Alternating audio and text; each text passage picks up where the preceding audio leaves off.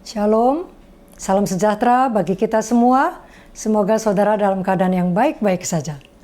Seorang pelukis, pemahat, dan arsitek terkenal, Michelangelo, ketika pada suatu hari sedang menyusuri jalan-jalan di kota Roma, di suatu sudut dia mengamati sekeping marmer retak yang sudah dibuang oleh pemahat sebelumnya. Lama memandang tumpukan marmer yang retak itu, kemudian ia memanggil asistennya untuk mengangkut marmer itu ke studionya. Di balik kepingan yang hancur itu, Michelangelo telah melihat sesuatu yang tidak dilihat oleh orang lain. Dia mulai bekerja pada batu marmer itu dengan alat ukir dan alat pahat. Minggu berlalu, bulan berlalu, ia memalu dan menata kepingan cacat yang telah dibuang itu. Sampai akhirnya muncul dari balik jari jemari terampil itu sebuah patung yang begitu sempurna, luar biasa. Patung Daud berdiri bertahun-tahun di dalam Basilika St. Peter's Cathedral di Roma sebagai satu dari karya-karya utama Michelangelo. Kepingan marmer yang sudah retak dan pecah di tangan Michelangelo menjadi sebuah patung yang luar biasa dikagumi oleh dunia. Hanya satu saja kurangnya, tidak hidup. Nah, bisakah saudara bayangkan jika hidup kita ada di tangan Tuhan, Sang pemberi hidup yang jauh lebih besar dari siapapun juga. Di tangan Tuhan, debu tanah dapat dibuat menjadi manusia yang hidup, saudara dan saya. Apalagi untuk membereskan kehidupan kita yang bagaikan kepingan marmer yang rusak, hancur, berantakan, gagal. Pastilah Tuhan dapat menjadikannya sebagai bejana-bejana yang indah dan cantik. Tuhan kita ahli untuk membereskan yang tidak beres, yang rusak, yang hancur. Jadi kalau kita sedang tidak beres, kacau, pusing, bingung, putus asa, tidak tahu apa yang harus kita kerjakan, dan lain-lain, datanglah pada Yesus. Sebab Tuhan adalah selalu mau mengampuni, mau mengangkat dan memulihkan kita. Dia tidak akan mematahkan dan meremukkan kita, tetapi dia akan membangun dan membalut kita. Wow, luar biasa. Satu kabar baik bagi kita, bulu yang terkulai tidak akan dipatahkannya. Sebelum kita mendengarkan lebih lanjut, mari kita datang di dalam doa. Bapa yang Maha Kasih, saat ini kami datang sujud di hadapan Tuhan untuk mendengar sabda-Mu ya Tuhan. Marilah hadir dan penuhi setiap kami dengan Roh-Mu yang kudus ya Tuhan. Supaya kami dapat memahami betapa besarnya kasih Tuhan kepada kami. Betapa Tuhan ingin membalut dan memulihkan setiap kami. Dan ingin memberikan keselamatan, harta yang luar biasa. Terima kasih Tuhan. Di dalam nama Yesus kami berdoa. Amin. Berikut adalah suatu kisah tentang kegagalan dan dosa yang begitu tragis. Terjadi 2000 tahun yang lalu. Melalui firman Tuhan hari ini, kita bisa melihat diri kita sendiri di dalamnya. Karena kita pun orang-orang yang gagal dan sering jatuh dalam dosa. Dengan demikian, firman ini adalah juga untuk kita semua. Tahukah saudara, di balik kisah yang dicatat di 4 kitab Injil ini, ada suatu kebenaran yang indah, yang melegakan, dan yang dipenuhi dengan pengharapan. Ketahuilah bahwa kegagalan bukanlah berarti dunia runtuh, end of the game, akhir dari segala-galanya. Tetapi kegagalan itu hanyalah suatu event, suatu peristiwa. Memang, dosa adalah dosa yang harus diselesaikan dengan Tuhan. Setiap kita, setiap orang berbuat dosa. Tetapi apa yang kita lakukan dan reaksi kita setelah kita jatuh, itu sangat penting dan menentukan.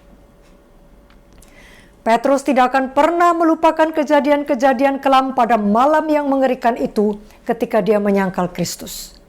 Bahkan tradisi Yahudi mengatakan bahwa dia akan menangis setiap kali dia mendengar ayam berkokok. Ada juga yang mengatakan bahwa dia akan bangun pada setiap malam dan berdoa pada jam dia menyangkal Tuhannya pada waktu itu. Ketika kita gagal atau bersalah kepada Tuhan atau khususnya kepada orang yang paling kita kasihi, suami kita, istri, orang tua atau anak sahabat kita. Mungkin kita melakukan kesalahan yang fatal. Atau sebaliknya, kita tidak melakukan sesuatu yang harusnya kita lakukan. maka pikiran kita dan perasaan kita langsung gak karuan. Kita menyesal, campur aduk rasanya. Takut, putus asa, sedih. Kita merasa begitu kotor dan tidak layak oleh karena kita telah bertindak dengan begitu bodoh. Dan kita pun was-was apakah dia masih tetap mengasihi kita atau sebaliknya tindakan kita telah mematahkan hubungan indah yang telah terjalin sebelumnya. Akankah dia memaafkan saya atau dapatkah saya memaafkan diri saya sendiri? Pada hari kebangkitan Kristus, Markus mencatat bahwa ketika beberapa wanita tiba di kubur Yesus pada pagi-pagi benar di hari pertama, hari Minggu, seorang malaikat mengumumkan kabar kebangkitan Kristus dan memerintahkan mereka untuk pergilah, katakanlah kepada murid-muridnya dan kepada Petrus. Suatu perintah yang tidak biasa. Apa artinya kepada murid-muridnya dan kepada Petrus? Penyangkalan Petrus telah memisahkan dia dari murid-murid Yesus lainnya. Tidak diragukan lagi, selama long weekend itu, jam-jam yang panjang antara Jumat sore ketika Yesus mati disalibkan, sampai Minggu pagi ketika kubur dalam kedapatan kosong, pastilah ia bertanya-tanya kepada dirinya sendiri berkali-kali, saya ini sebenarnya siapa? Seorang murid Kristus kah? Atau seorang pengkhianat? Kita akan lihat bagaimana Tuhan begitu peduli untuk mengangkat dan memulihkan muridnya yang telah jatuh ini, Petrus. Dari ayat ini kita lihat Yesus mengirim pesan khusus untuk Petrus dan menyebut namanya. Pergilah, katakanlah kepada murid-muridnya dan kepada Petrus. Sebelum penyaliban pada Kamis malam di perjamuan malam terakhir di ruangan atas, Yesus mengatakan bahwa salah seorang dari kedua belas murid akan menyerahkan dia. Dan bahwa Petrus akan menyangkal dia. Namun dengan semangat yang gegabah dan sombong, serta sangat yakin pada dirinya sendiri, Petrus berkata, Tuhan, aku bersedia masuk penjara dan mati bersama-sama dengan Engkau. Aku akan memberikan nyawaku bagimu. Tetapi Yesus memperingati Petrus bahwa pada malam itu juga ia akan menyangkal juru selamatnya. Sekalipun Petrus telah bersalah di ruangan atas itu, namun Yesus pada hari kebangkitannya mengirim pesan khusus untuknya dan menyebut namanya. Lalu setelah perjamuan tersebut selesai, pada waktu itu Yudas sudah meninggalkan ruangan atas. Yesus bersama 11 muridnya pun keluar. Mereka berjalan menuju ke Getsemani di kaki Bukit Zaitun. Dalam nada sedih yang dalam, Yesus berkata, malam ini kamu semua akan tergoncang imanmu karena aku. Sebab ada tertulis, aku akan membunuh gembala dan kawanan domba itu akan tercerai-berai. Sekarang suara Petrus menyanggah dengan keras, lebih keras lagi. Biarpun mereka semua tergoncang imannya, aku tidak akan Tuhan. Sekali lagi Yesus mengulangi peringatannya bahwa malam ini juga sebelum ayam berkokok ia telah menyangkal Tuhannya. Di Taman Getsemani, Yesus berkata kepada murid-muridnya untuk berdoa. Tetapi ketika Yesus kembali kepada mereka, Yesus mendapati mereka sedang tidur. Yesus berkata kepada Petrus, tidakkah engkau sanggup berjaga-jaga 1 jam? Petrus telah bersalah di Taman Getsemani itu. Namun pada hari kebangkitannya, Yesus mengirim pesan khusus untuknya dan menyebut namanya. Bukankah kita juga seperti Petrus? Ketika Tuhan menegur, mengingatkan atau menasihati kita, mungkin lewat firman Tuhan atau lewat saudara-saudara kita, seringkali kita mengabaikan teguran itu. Karena kita merasa kita tidak seperti itu, kita merasa kuat. Firman Tuhan mengingatkan, sebab itu, siapa yang menyangka bahwa ia teguh berdiri, hati-hatilah supaya ia jangan jatuh. Janganlah kita begitu yakin akan diri kita sendiri dan sombong, merasa diri kuat. Justru kita harus menyelidiki hati dan lebih bersandar pada kekuatan Tuhan, bukan pada diri sendiri. Dan lebih mempercayai Tuhan. Kembali pada cerita Yesus. Pada Jumat dini hari dalam keadaan terikat, Yesus dibawa ke ruang pengadilan di hadapan Hanas dan kemudian Kayafas. Sementara Yesus mengalami ejekan, hinaan, dan siksaan saat pemeriksaan di hadapan imam besar Kayafas. Di halaman rumah tersebut berlangsunglah peristiwa berikut. Hamba perempuan imam besar melihat Petrus sedang berdiam di dekat api arang. Sambil menatap mukanya, dia berkata, "Engkau juga selalu bersama-sama dengan Yesus, orang Nazaret itu." Tetapi Petrus menyangkalnya di depan semua orang, katanya, "Aku tidak tahu dan tidak mengerti apa yang kau maksud." Dia berlagak bodoh. Sesuatu yang mungkin kerap kali kita lakukan ketika kita mau mengelak. Lalu berkokoklah ayam pertama kali. Hal itu tercatat hanya ada di kitab Markus 14 ayat 68. Ketika Petrus pergi ke pintu gerbang, seorang hamba lain melihat dia dan berkata kepada orang-orang yang ada di situ, "Orang ini adalah salah seorang dari mereka." Petrus menyangkal dengan bersumpah, "Aku tidak kenal orang itu." 1 jam kemudian orang-orang yang ada di situ datang kepada Petrus dan berkata, "Pasti engkau juga salah seorang dari mereka. Itu nyata dari bahasamu." Maka mulailah Petrus mengutuk dan bersumpah, "Aku tidak kenal orang itu. Aku tidak kenal orang yang kamu sebut-sebut itu." Berkokoklah ayam untuk kedua kalinya. Teringatlah Petrus akan perkataan Yesus, "Sebelum ayam berkokok 2 kali, engkau telah menyangkal aku 3 kali." Petrus telah bersalah di halaman rumah imam besar Kayafas. Namun pada hari kebangkitan Yesus, Yesus mengirim pesan khusus untuknya dan menyebut namanya. Orang-orang banyak itu terus mengolok-olok dan memukuli Yesus. Dan kemudian dalam keadaan terikat, Yesus dibawa keluar dari situ untuk kemudian menghadap ke Pilatus. Sementara sumpah yang hina itu masih ada pada bibir Petrus, dan kokok ayam yang serak masih mendengung di telinganya. Kita lihat di Lukas 22 ayat 61. Lalu berpalinglah Tuhan memandang Petrus. Yesus tidak mengatakan sepatah kata pun.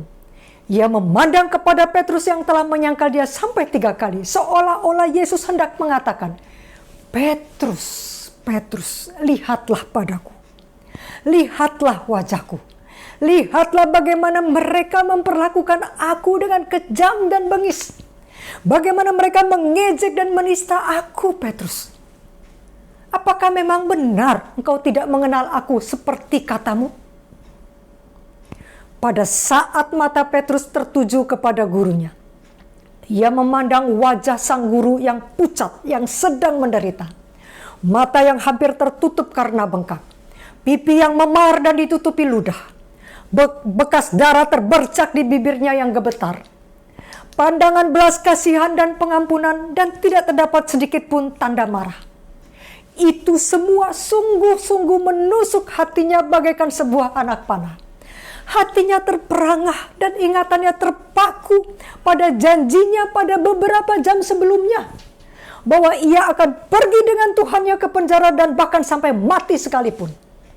Ia teringat pada peringatan juru selamat bahwa ia akan menyangkal Tuhannya 3 kali pada malam itu juga. Dan sekarang betapa tragisnya. Baru saja ia mengatakan bahwa ia tidak mengenal Yesus. Dengan perasaan ngeri ia memikirkan sifatnya yang tidak berterima kasih, akan sumpah palsunya dan kepongahannya. Sekali lagi ia memandang kepada gurunya dan melihat ada satu tangan jahil diangkat hendak menampar sang guru pada wajahnya. Dalam keadaan tidak tahan melihat pemandangan itu lebih lama, Petrus pun lekas-lekas keluar dengan hancur hati dari ruangan itu. Petrus pergi keluar dan menangis dengan sedihnya. Bagi Petrus, tangisannya menunjukkan betapa hatinya hancur oleh karena penyesalan akan dosa yang telah dibuatnya. Petrus telah bersalah di ruang pengadilan, di rumah imam besar Kayafas. Namun Yesus mengirim pesan khusus untuknya dan menyebut namanya. Sejak kematian Kristus, Petrus senantiasa merasa sedih karena penyesalan. Penyangkalannya akan Tuhannya yang begitu memalukan, serta pandangan penuh kasih dan derita dari Juru Selamat senantiasa diingatnya.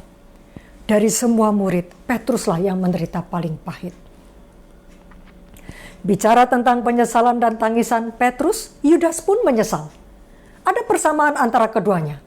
Keduanya melakukan dosa yang fatal pada saat-saat yang tergelap dan genting dalam kehidupan Yesus, guru mereka. Petrus menyangkal Yesus 3 kali dengan kutuk dan sumpah. Yudas mengkhianati Yesus dengan ciuman dan menjual gurunya. Sebelum jatuh, Yesus sudah mengingatkan mereka akan hal itu. Tetapi mereka percaya kepada diri mereka sendiri. Keduanya berdosa karena memikirkan diri sendiri. Yudas untuk 30 keping perak, Petrus untuk keselamatan dirinya sendiri supaya dia tidak dianiaya dan menderita seperti gurunya itu. Perbedaannya terletak pada reaksi mereka terhadap dosa. Firman Tuhan berkata, sebab duka cita menurut kehendak Allah menghasilkan pertobatan yang membawa keselamatan dan yang tidak akan disesalkan. Tetapi duka cita yang dari dunia ini menghasilkan kematian. Ayat ini luar biasa, sangat jelas. Duka cita menurut kehendak Allah menurut terjemahan NIV disebut sebagai godly sorrow. Duka cita yang dari dunia, worldly sorrow. Godly sorrow menghasilkan pertobatan, repentance. Bahasa Gerikanya metanoia. Meta perubahan, nous pikiran. Jadi metanoia adalah perubahan pikiran, perubahan perspektif dan arah. U-turn, ganti arah 180 derajat. Misalnya kita jalan ke kiri, sekarang U-turn balik langsung ke kanan. Itulah pertobatan. Pertobatan membawa kita kepada Tuhan, mendekat kepadanya. Pertobatan membuat kita bersedia menerima konsekuensi dari dosa yang dilakukan. Bertanggung jawab. Dan akhirnya membawa kita kepada keselamatan dan hidup. Sedangkan worldly sorrow menghasilkan penyesalan, regret. Bahasa Gerikanya metamelomai, meta perubahan, melo perasaan. Kita sering dengar, lagi melo nih, kan jadi gampang diingat ya. Jadi metameloma itu perubahan perasaan, mengasihani diri. Itulah penyesalan, bukan pertobatan. Penyesalan membuat kita jauh dari Tuhan. Dan karena tidak bertobat, ketika kita berdosa, kita malahan menyalahkan tugas kita, pekerjaan atau apapun juga. Dan bahkan menyalahkan orang lain. Akhirnya membawa kita kepada kematian.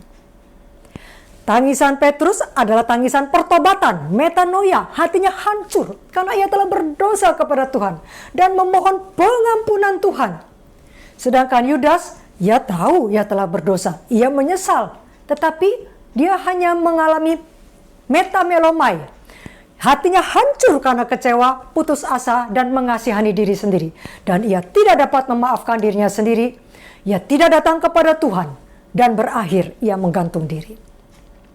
Menangis adalah baik jika itu membawa kita pada komitmen melayani Yesus lebih lagi.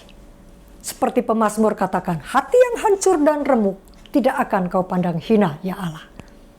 Tetapi jika kita menangis namun hati kita tidak menjadi lembut dan terbuka di hadapan Tuhan, maka tangisan itu tidak baik dan bukan tangisan pertobatan. Bukan metanoia, melainkan metamelomai. Sesungguhnya Allah rindu pertobatan dari semua orang dan mau mengampuni siapa saja yang datang kepadanya. Bahkan di kayu salib, di tengah-tengah penderitaan yang dialaminya, kata-kata pertama yang Yesus ucapkan adalah kata-kata pengampunan. Ya Bapa, ampunilah mereka karena mereka tidak tahu apa yang mereka perbuat. Jika Tuhan mengampuni kita, maka kita harus mengampuni diri kita sendiri. Jika kita tidak mengampuni diri sendiri, artinya kita menganggap diri kita lebih besar dari Tuhan dan kita tetap berdosa. Kembali kepada cerita kita. Kemana Petrus setelah menyangkal Kristus? Kita tidak tahu sebab Alkitab mencatat bahwa setelah Yesus memandang kepadanya, Petrus pergi keluar dan menangis dengan sedihnya. Alkitab tidak memberitahukan kemana Petrus selama penyaliban Yesus pada hari Jumat atau selama penguburan sore itu. Namun kita dapat menduga bahwa Petrus melakukan hal-hal yang kebanyakan kita lakukan juga setelah kita membuat kesalahan yang fatal. Yaitu berusaha berada sejauh-jauhnya dari orang lain. Apalagi setelah kita mengecewakan orang-orang yang dekat dengan kita dan yang paling mengasihi kita. Karena sesuatu hal fatal yang kita lakukan, atau mungkin karena kita tidak melakukan sesuatu yang harusnya kita lakukan. Kita rasanya tidak mau berjumpa dengan mereka sama sekali. Karena kita begitu malu, kita merasa tidak nyaman dan tertuduh. Dosa memisahkan kita dari Tuhan dan dari umat Tuhan. Dosa akan mengasingkan kita, membuat kita menyendiri, sehingga iblis dapat meyakinkan kita bahwa kita sudah membuat kesalahan yang begitu bodoh. Itulah sebabnya tidak akan ada orang yang mau lagi dekat dengan kita, dan lain-lain sebagainya. Jangan dengarkan apa kata iblis. Jika kita mempelajari firman Tuhan dengan teliti, kita mendapatkan petunjuk bahwa rupanya Yesus membuat suatu pertemuan khusus, private dengan Petrus pada suatu waktu di hari Minggu kebangkitan itu. Bahkan sebelum Yesus bertemu dengan murid-murid lainnya. Memang kita tidak tahu di mana dan kapan persisnya pertemuan itu, dan kita tidak tahu pula berapa lama pertemuan berlangsung. Pada hari kebangkitan Yesus, setelah bertemu dengan Maria Magdalena pada pagi hari sekitar pukul 6, Yesus bertemu dengan 2 orang murid dalam perjalanan mereka ke Emmaus sekitar pukul 16. Kemudian setelah 2 orang murid itu menyadari siapa orang yang telah bercakap-cakap dengan mereka dan membuat hati mereka berkobar-kobar, mereka segera kembali ke Yerusalem dan melaporkan perjumpaan mereka dengan Yesus. Sesungguhnya Tuhan telah bangkit dan telah menampakkan diri kepada Simon.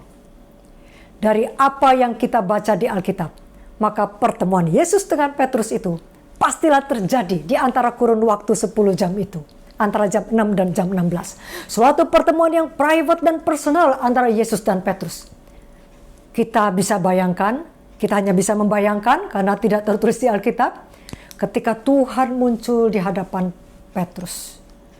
Petrus menangis, jatuh tersungkur sampai mukanya di atas tanah, menjamah kaki Tuhan dan berkata, "Tuhanku, Tuhanku, ampuni aku, maafkan aku. Aku sudah gagal, Tuhan. Aku sudah mengecewakan Engkau. Ampuni aku, Tuhan." Dan Yesus mengangkat dia berdiri, memeluknya dan berkata, "Anakku, anakku, aku mengasihi engkau. Aku memaafkan engkau." 2 kali Alkitab menyebutkan bahwa pertemuan Yesus dengan Petrus itu terjadi. Yang kedua dicatat oleh Paulus, bahwa ia telah dibangkitkan pada hari ketiga, sesuai dengan kitab suci. Bahwa ia telah menampakkan diri kepada Kefas dan kepada ke-12 muridnya. Kefas adalah Petrus. Luar biasa. Yesus bertemu secara pribadi dengan Petrus sebelum ia bertemu dengan murid-murid lainnya. Yesus tidak hanya mengirimkan pesan khusus untuk Petrus dan menyebut namanya, tetapi Yesus bertemu dengannya secara pribadi. Bulu yang terkulai tidak akan dipatahkannya. Wow, suatu anugerah yang luar biasa. Biarlah anugerah Tuhan yang begitu menakjubkan itu menjadi lagu pujian kita untuk selama-lamanya. Yesus tidak mempermalukan Petrus di depan umum. Tidak ada penghinaan secara publik. Karena Petrus telah berdosa menyangkal Kristus, maka perkara ini harus pertama-tama diselesaikan di antara Kristus dan Petrus berdua saja. Yang berikutnya, apalagi yang Yesus lakukan? Yesus menantang Petrus untuk tetap taat dan tidak mengandalkan diri sendiri. Pada malam hari di pantai Danau Tiberias, tidak lama setelah kebangkitan, Petrus dan 6 murid lainnya menghabiskan malam itu pergi dengan perahu hendak menangkap ikan. Tetapi malam itu mereka tidak menangkap apa-apa. Tuhan membiarkan malam berlalu dan matahari terbit pada esok harinya. Barulah kemudian Tuhan tahu mereka sudah siap untuk mendengarkan suara dan perintah Tuhan untuk menebarkan jala ke sebelah kanan, dan akhirnya mereka memperoleh 153 ekor ikan besar. Tuhan mengizinkan kita gagal dengan kekuatan kita sendiri supaya kita belajar untuk selalu mengandalkan Tuhan. Pendiri Microsoft, Bill Gates berkata, "Sukses adalah guru yang paling buruk. Itu membuat orang pintar berpikir bahwa mereka tidak dapat gagal." Menarik kita lihat di sini. Pada awal dan akhir pelayanan Yesus selama 3,5 tahun di muka bumi terhadap murid-muridnya, Yesus melakukan mujizat yang sama. Yaitu sepanjang malam murid-muridnya bekerja keras tapi tidak mendapat ikan. Tapi kemudian mereka belajar percaya dan taat pada perintah Yesus, maka langsung mereka mendapat ikan yang banyak. Kemudian Yesus memanggil mereka untuk menjadi penjala manusia pada awal pelayanan Yesus. Apa maksud Yesus melakukan mujizat yang sama ini sekali lagi? Untuk mengingatkan dan memperbaharui kembali akan panggilan mereka.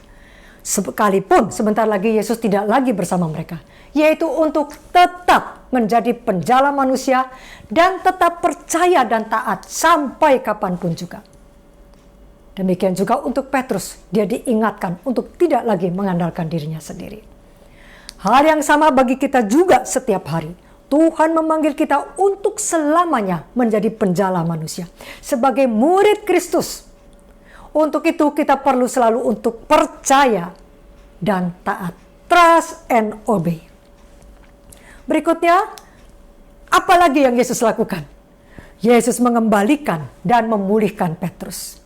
Kita bisa baca di Yohanes 21 ayat 15 sampai 17. Sesudah sarapan, Yesus berkata kepada Simon Petrus, "Simon anak Yohanes, apakah engkau mengasihi aku lebih daripada mereka ini?" Jawab Petrus kepadanya, "Benar Tuhan, engkau tahu bahwa aku mengasihi engkau." Kata Yesus kepadanya, "Gembalakanlah domba-dombaku." Kata Yesus pula kepadanya untuk kedua kalinya, "Simon anak Yohanes, apakah engkau mengasihi aku?" Jawab Petrus kepadanya, "Benar Tuhan, engkau tahu bahwa aku mengasihi engkau." Kata Yesus kepadanya, "Gembalakanlah domba-dombaku." Kata Yesus kepadanya untuk ketiga kalinya, "Simon anak Yohanes, apakah engkau mengasihi aku?" Maka sedih hati Petrus karena Yesus berkata untuk ketiga kalinya, "Apakah engkau mengasihi aku?" Dan ia berkata kepadanya, "Tuhan, engkau tahu segala sesuatu. Engkau tahu bahwa aku mengasihi engkau." Kata Yesus kepadanya, "Gembalakanlah domba-dombaku." Mengapa Yesus berkata kepada Petrus sampai 3 kali, "Apakah engkau mengasihi aku?" Oleh karena Petrus telah menyangkal Yesus 3 kali juga. Mengapa Yesus menanyakan hal ini di depan murid-murid lainnya? Karena Petrus pun menyangkal Yesus di depan orang banyak juga. Itulah sebabnya perlu bagi murid-murid lainnya untuk mendengar Petrus secara terbuka menyatakan kasihnya kepada Kristus. Jika tidak, maka murid-murid lain akan tetap meragukan komitmen dan pertobatan Petrus. Orang yang pernah begitu sombong, begitu yakin akan dirinya sendiri, begitu pede akan keberaniannya sendiri, sekarang sepenuhnya benar-benar merendahkan diri. Pertanyaan pertama Yesus, "Apakah engkau mengasihi aku lebih daripada mereka ini?" Itu merupakan suatu templakan untuk kesombongan Petrus yang sebelumnya berkata, "Biarpun mereka semua tergoncang imannya, aku tidak akan Tuhan." Jawab Petrus kepadanya, "Benar Tuhan, engkau tahu bahwa aku mengasihi engkau." Dalam jawabannya, Petrus menyatakan kasihnya kepada Kristus, namun dia tidak lagi membandingkan dirinya dengan sesama murid lainnya. Ketika Yesus menanyakan hal itu, bagi Petrus memang itu sakit dan pedih, bagaikan membuka luka yang mulai kering. Tapi itu perlu bagi Petrus. Karena sesungguhnya Yesus sedang membersihkan luka itu supaya dapat disembuhkan dengan tepat. Yesus sedang menyingkirkan kesalahan dan rasa malu Petrus dengan mengekspos hal itu secara terbuka. Menarik untuk kita perhatikan di sini bahwa Kristus tidak berusaha untuk membuat Petrus merasa bersalah. Dia tidak mempermalukan Petrus di depan umum. Yesus tidak menanyakan kepada Petrus, "Hai Petrus, apakah engkau menyesali apa yang kau perbuat?" Yesus pun tidak meminta Petrus untuk berjanji tidak melakukannya lagi. Yesus hanya menanyakan pertanyaan, "Apakah engkau mengasihi aku?" Petrus perlu untuk melihat betapa besarnya kesalahannya. Dan dia perlu untuk mendengar Yesus menanyakan pertanyaan-pertanyaan yang menyelidiki hatinya. Hanya dengan itulah maka Petrus dapat memahami besarnya pengampunan Kristus dan dapat dipulihkan. Demikian juga dengan kita. Ketika kita betul-betul menyadari betapa dalamnya kita telah jatuh, maka kita dapat benar-benar merdeka dari dosa kita. Ketika Kristus menanyakan pertanyaan yang sama sampai 3 kali, sedihlah hati Petrus dan ia berkata, "Tuhan, engkau tahu segala sesuatu." Dengan kata-kata tersebut Petrus melepaskan semua keyakinan akan dirinya sendiri, semua kepedeannya, semua self-confidence-nya. Pada hari Kamis malam yang lalu, yang fatal di ruang atas, Petrus berpikir dia tahu tentang dirinya sendiri dan dia begitu yakin, namun sesungguhnya tidak. Sekarang dia tidak yakin, bahkan dia tidak mempercayai hatinya sendiri. Sebaliknya sekarang dia percaya di dalam Tuhan yang mengetahui segala sesuatu. Ada sesuatu yang menarik kita perhatikan. Pembicaraan Yesus dan Petrus ini terjadi di dekat api arang. Kata Yunani untuk api arang ini hanya digunakan 2 kali di Perjanjian Baru. Yang satunya lagi terdapat di beberapa pasal sebelumnya, Yohanes 18. Yaitu menunjuk ke api arang di halaman istana imam besar, tempat di mana Petrus menyangkal Tuhan. Dekat api arang pertama, Petrus berkata, "Aku tidak kenal dia." Di api arang kedua, Petrus berkata, "Tuhan, Engkau tahu, aku mengasihimu." Di api arang pertama, Petrus menyangkal Kristus. Di api arang kedua, Petrus dipulihkan oleh Kristus. Dan memang benar, Petrus tidak pernah menyangkal Kristus lagi. Dan beberapa hari kemudian, pada hari Pentakosta, Petrus yang telah sepenuhnya dipulihkan berdiri di halaman Bait Allah dan dengan suara nyaring menyampaikan suatu khotbah yang begitu powerful kepada semua orang yang telah menyalibkan Tuhan. Dan 3.000 orang diselamatkan pada hari itu. Petrus yang lama telah lenyap. Seseorang yang baru, Petrus yang baru telah dilahirkan ketika Yesus memulihkan dan mengampuni muridnya yang telah jatuh ini. Tradisi gereja mula-mula mengatakan bahwa Petrus mati dengan cara disalibkan terbalik di Roma. Karena dia mengatakan bahwa dia tidak layak disalibkan dengan cara yang sama dengan Tuhannya. Kita telah sampai pada akhir dari pemberitaan ini. Ingatlah bahwa Yesus tidak akan pernah menyerah akan engkau. Mungkin kita telah meninggalkan Tuhan. Kita telah melakukan suatu dosa yang fatal. Tidak ada dosa yang begitu besar yang tidak dapat diampuni oleh Tuhan. Kasih dan anugerah Allah jauh-jauh lebih besar dari segala kelam dan pekatnya dosa kita. Tuhan sanggup dan mau mengampuni kita. Ingatlah, buluh yang terkulai tidak akan dipatahkannya. Tuhan dapat melupakan masa lalu saudara. Dan jika Tuhan melupakannya, janganlah kita ingat-ingat lagi dan menjadi terpuruk. Kita harus bangkit dan move on. Yesus mengampuni dosa-dosa yang sudah kita akui dan melemparkannya ke kedalaman laut, tubir-tubir laut. Dan kemudian memasang tanda di pantai yang bertuliskan, "Dilarang memancing."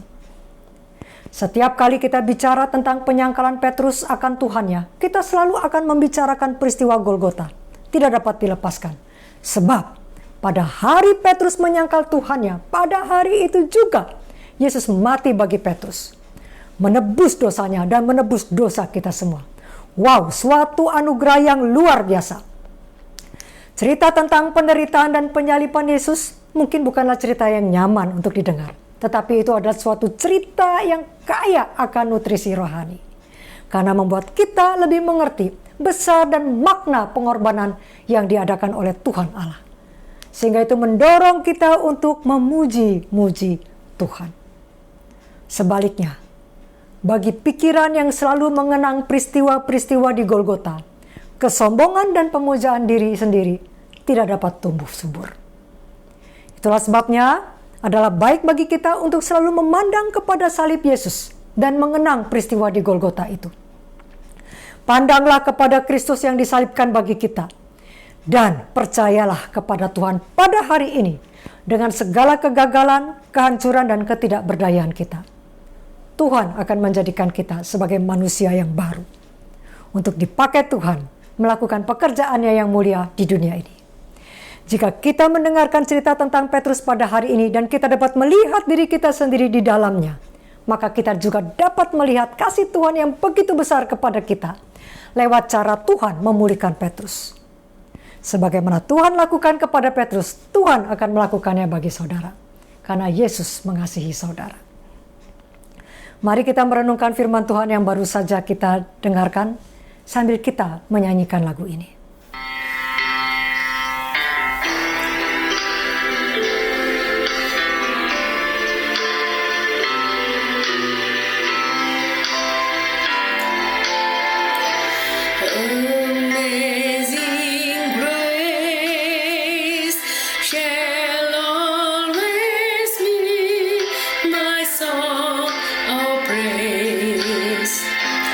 For it was grace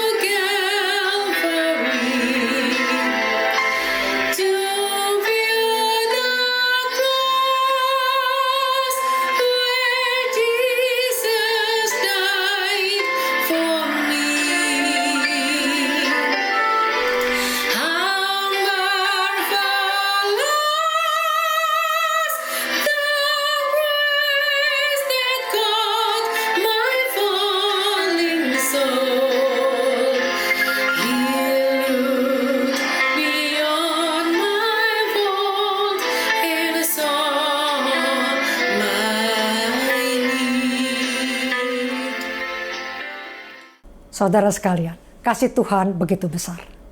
Bulu yang terkulai tidak akan dipatahkannya. Tuhan memandang melampaui segala kesalahan dan kejatuhan kita. Karena Dia tahu kebutuhan kita yang terutama, yaitu kita perlu untuk diselamatkan. Kiranya Tuhan memberkati.